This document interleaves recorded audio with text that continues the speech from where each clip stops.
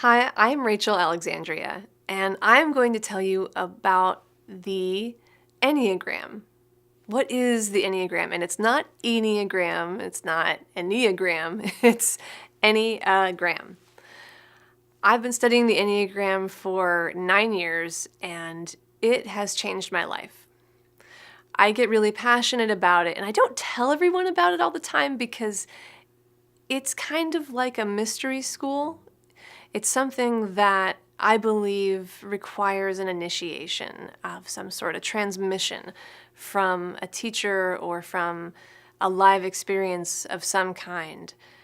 There are many books written about the Enneagram, and some of them are really high quality, and I do recommend them. But to really get a sense of what it is, it's important to get some kind of experience with an Enneagram teacher or mentor, whether it's through a class or through a one-on-one relationship or even through a video series.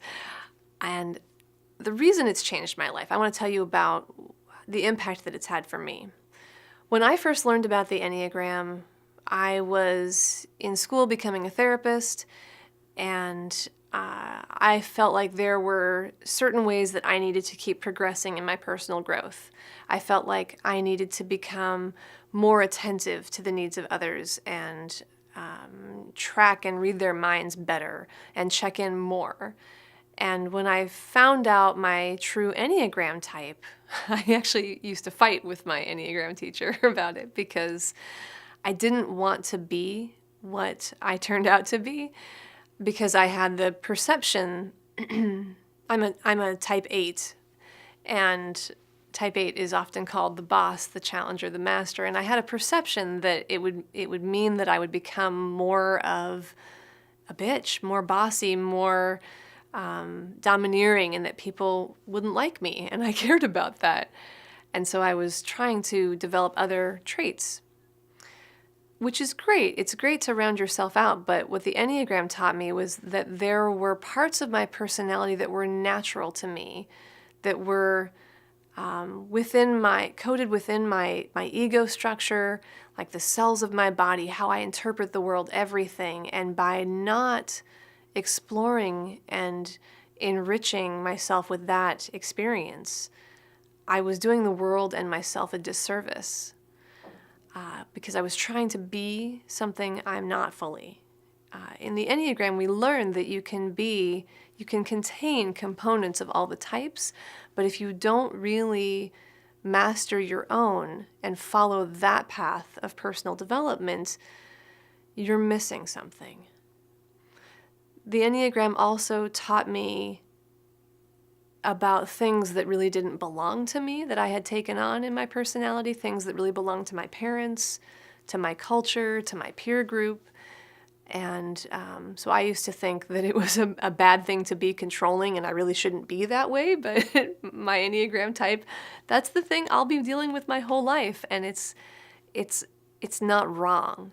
It's just something to work with.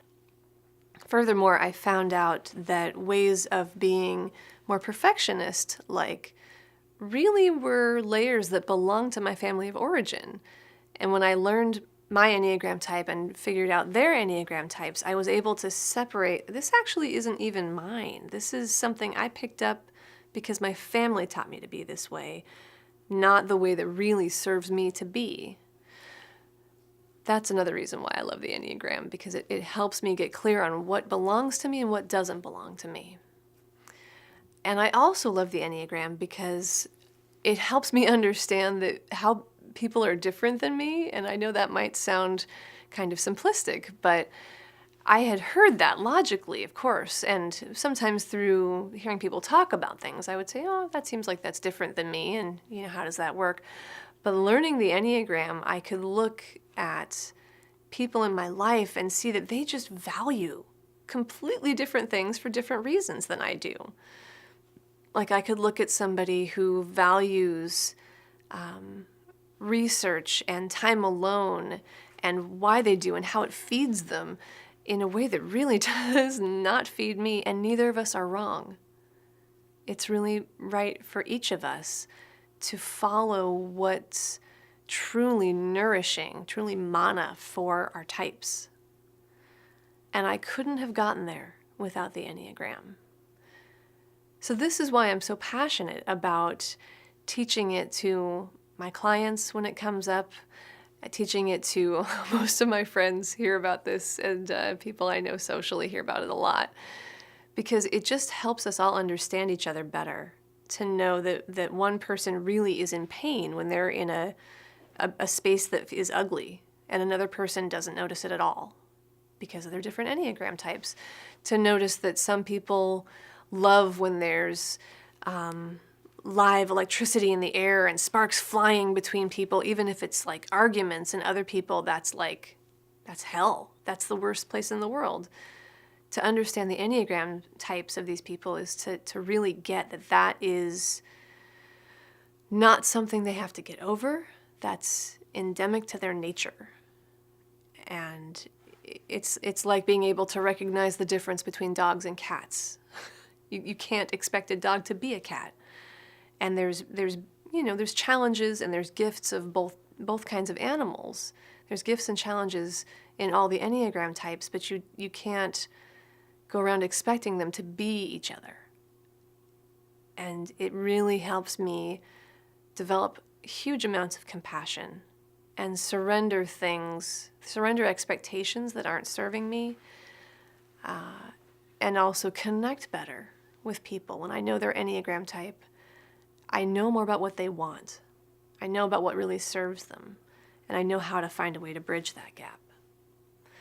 So I would love to teach you more about the Enneagram, and especially through my video series, Tapping for Your Type, which you can find at tappingforyourtype.com. And I hope that you join me on this journey. Check out part 2 video of this series, where I do my very brief impressions of the different Enneagram types, just to give you a taste of what they're like and invite you into this journey.